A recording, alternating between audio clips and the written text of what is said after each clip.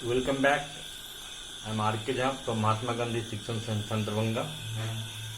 आज हम इस वीडियो में क्लास 9 का सब्जेक्ट मैथमेटिक्स, आज हम इस सेशन में नया चैप्टर शुरू कर रहे हैं। चैप्टर का नाम है क्वाड्रिलेटरल्स।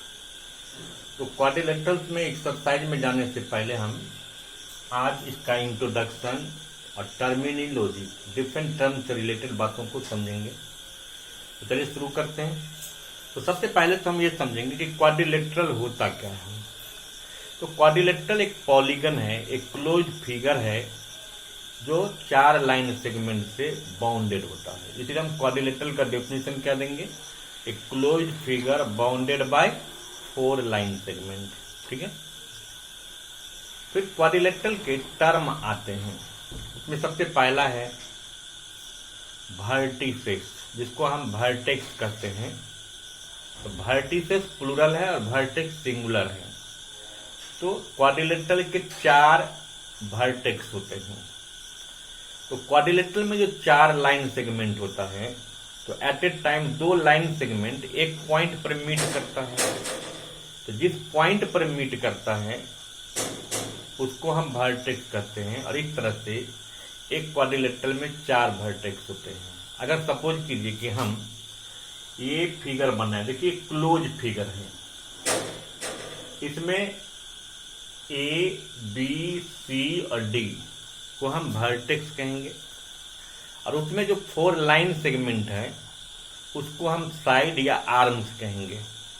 तो इसके साइड क्या है, A B, B C, C D और ए डी, ये 4 साइड्स हैं या आर्म्स हैं।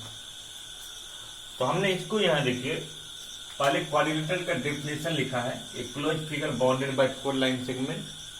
वर्टिसेस मतलब जिस पॉइंट पर 2 लाइन सेगमेंट मीट करता है। तो वर्टिसेस क्या है, ए बी सी डी है। अब साइड किसको कहते हैं, जो उसके चारों आर्म है, चारों लाइन सेगमेंट है, उसको हम आर्म कहते हैं या साइड्स करते हैं। तो A B, B C, C D और डी ए, आप इसको डी ए कहे चाहे ए डी कहिए, इसको आप ए बी कहिए चाहे बी ए कहिए, एक ही बात होगी।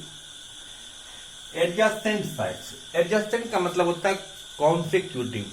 कॉन्सेक्यूटिव का मतलब लगातार। अगर हम किसी भी क्लॉकवाइज या एंटी क्लॉकवाइज अगर मूव करेंगे तो एट ए टाइम हमको 2 साइड जो लगातार मिलेगा वो एडजेसेंट साइड्स होगा। या अगर जो लगातार 2 एंगल मिलेगा वो एडजेसेंट एंगल्स होगा। ठीक है। ऐसे अगर हम घूमेंगे तो ए बी और बी सी एडजेसेंट साइड्स होगा, बी सी और सी डी एडजेसेंट साइड्स होगा, सी डी और डी ए एडजेसेंट साइड्स होगा, डी ए और ए बी एडजेसेंट साइड्स होगा। लेकिन एडजेसेंट साइड्स का जब डिफिनेशन देना होता तो हम देते हैं कि 2 sides are said to be adjacent और consecutive if they have 1 common angle. उसके एक एंगल कॉमन, जैसे हम ए बी और बी सी बोलते हैं तो ए बी और बी सी के बीच में ये एंगल बी आता है, तो एंगल बी कॉमन है। तो किसी भी 2 साइड का जब एक एंगल कॉमन होगा, तो जिस 2 साइड का एक एंगल कॉमन होगा वो दोनों साइड एडजेसेंट साइड्स होगा। एंगल ए और एंगल बी एडजेसेंट एंगल हो गया। तो एंगल ए में भी ए बी आता है और एंगल बी में भी ए बी आता है। तो कोई भी 2 एंगल जिसको हम एडजेसेंट कहेंगे बशर्ते उसका कोई एक आर्म कॉमन हो। तो 2 angles are said to be adjacent angles if they have 1 common side या आर्म। क्लियर। अब अपोजिट साइड है, तो आमने सामने का जो साइड है उसको हम अपोजिट साइड कहेंगे। जैसे ए बी का डी सी है, इसका ये साइड है यानी ए डी का बी सी है। ठीक है। अब अगर अपोजिट एंगल होगा तो आमने सामने के जो एंगल हैं उसको हम अपोजिट एंगल्स कहेंगे। ए का अपोजिट एंगल सी हुआ, बी का डी हो गया। क्लियर। तो अब vertices, side, adjacent side, adjacent angles, opposite side, opposite angles. अब बच गया डायगोनल। तो जब हम अपोजिट वर्टेक्स को ज्वाइन करते हैं उसमें जो लाइन सेगमेंट आता है या अपोजिट वर्टेक्स को ज्वाइन करने के बाद जो लाइन सेगमेंट बना उसको हम डायगोनल कहेंगे। और एक क्वाड्रिलेटरल के 2 डायगोनल्स होते हैं। जैसे हम ए सी को ज्वाइन करेंगे तो ए सी और बी डी को ज्वाइन करेंगे तो बी डी, 2 डायगोनल्स होते हैं। क्लियर। अब है टाइप्स ऑफ क्वाड्रिलेटरल।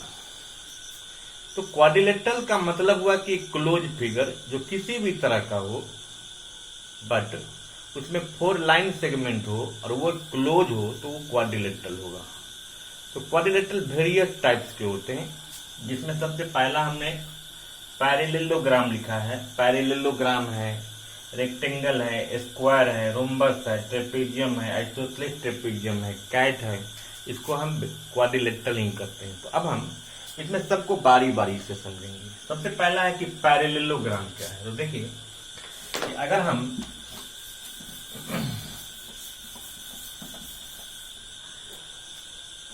ये एक फिगर बनाते हैं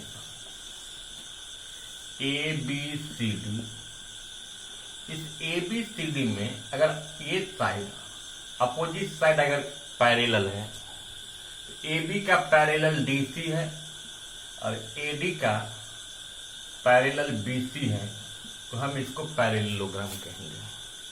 तो पैरेललोग्राम का हम डेफिनेशन क्या देंगे कि any quadrilateral in which either pair of opposite sides are parallel. अब यहां से क्या कंक्लूड करना है कि अगर वो पैरेललोग्राम होगा, किसी भी क्वाड्रिलेटरल के opposite sides, each pair of opposite sides अगर पैरेलल होगा तो पैरेललोग्राम तो होगा ही, लेकिन उस पैरेललोग्राम में एक चीज और आपके पास आएगा कि उसके अपोजिट साइड्स इक्वल भी होते हैं। तो पैरेललोग्राम के क्या प्रॉपर्टीज है कि अपोजिट साइड्स पैरेलल भी होगा, अपोजिट साइड्स इक्वल भी होगा, साथ साथ ये जो अपोजिट एंगल्स है ये भी इक्वल होगा, और एडजस्टेंट एंगल जो होता है पैरेललोग्राम में उसका सम 180 डिग्री होता है। तो पैरेललोग्राम का हम डेफिनेशन क्या देंगे कि parallelogram is a quadrilateral in which each pair of opposite sides are equal and parallel. और क्या उसका होता है प्रॉपर्टी कि अपोजिट एंगल्स इक्वल होते हैं, और एलाइड एंगल जो होता है, एलाइड मतलब कोई इंटीरियर एंगल्स, उसके सम या एडजस्टेंट एंगल जो होते हैं उसका सम हमेशा 180 डिग्री होता है। क्लियर। अब है रेक्टेंगल। अगर मान लीजिए हम कोई फिगर बनाए तो पैरेललोग्राम में अपोजिट एंगल्स इक्वल होता है, लेकिन कोई जरूरी नहीं है। अगर कोई ऐसा पैरेललोग्राम बने जिसका अपोजिट साइड्स इक्वल है और ईच एंगल अगर 90 डिग्री हो जाए, पैरेललोग्राम है कोई और उसका अगर ईच एंगल 90 डिग्री हो जाए तो हम उसको क्या कहेंगे कि वो एक रेक्टेंगल है। This rectangle is a parallelogram in which all angles are right, या rectangle is a quadrilateral in which each pair of opposite sides are equal parallel and each angle is of 90 degree. ठीक है। उसके बाद हमें square.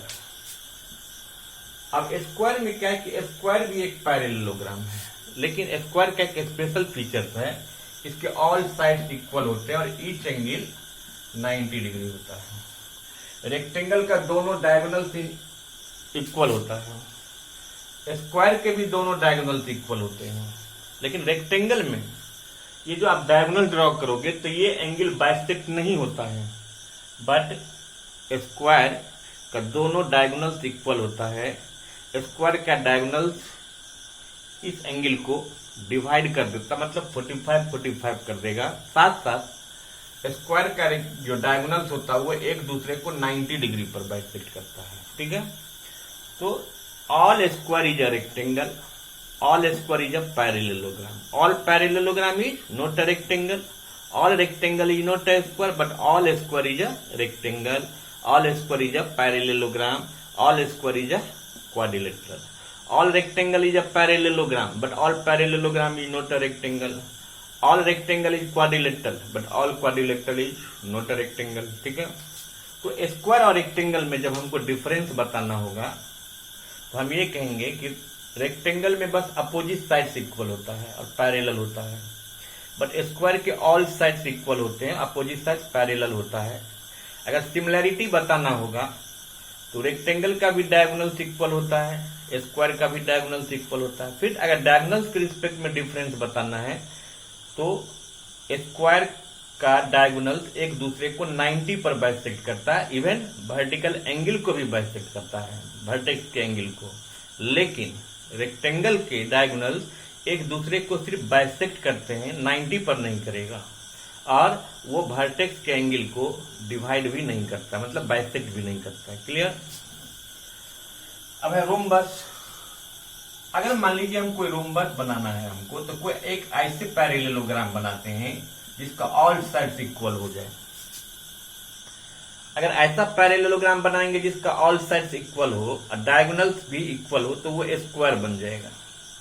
लेकिन कोई ऐसा parallelogram जिसका ऑल साइड्स इक्वल हो बट डायगोनल्स अनइक्वल हो, बट वो 90 पर बाइसेक्ट करता हो, तो उसको हम रोम्बस कहेंगे। तो सारा स्क्वायर एक रोम्बस होगा, बट सारे रोम्बस को हम एक स्क्वायर नहीं कहेंगे। रोम्बस भी एक पैरेललोग्राम है, रोम्बस भी एक क्वाड्रिलेटरल है। अब ट्रेपेजियम। अगर मान लीजिए हम कोई फिगर बनाते हैं इस तरह से, बस एक पेयर, अगर one pair of opposite sides parallel हो, उसको ट्रेपेजियम कहेंगे। ठीक है?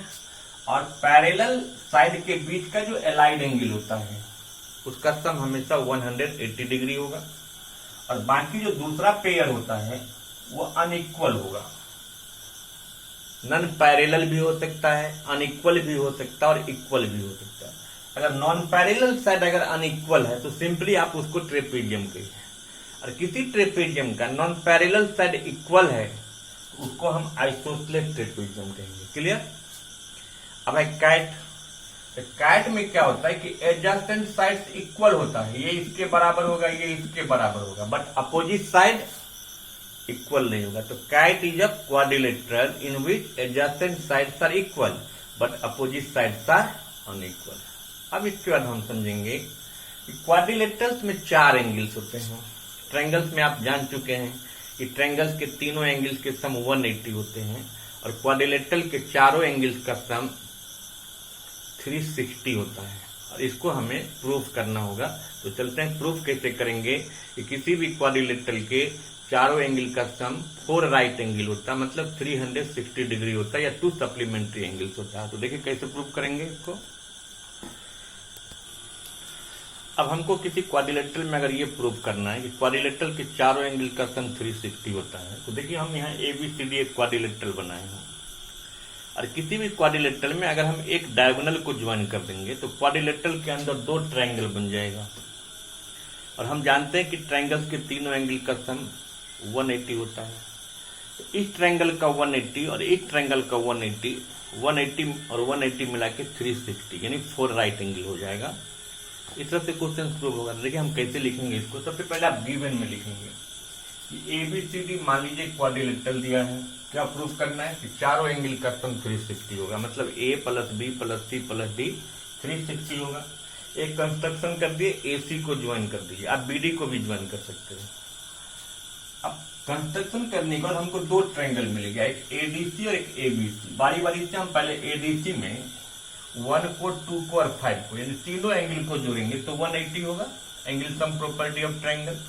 सिमिलरली हम ABC में जाएंगे तो भी 3, 4 और 6 मिला के 180 होगा। इसको हम 2 इक्वेशन में अरेंज कर लेंगे, फिर दोनों इक्वेशन को जोड़ देंगे।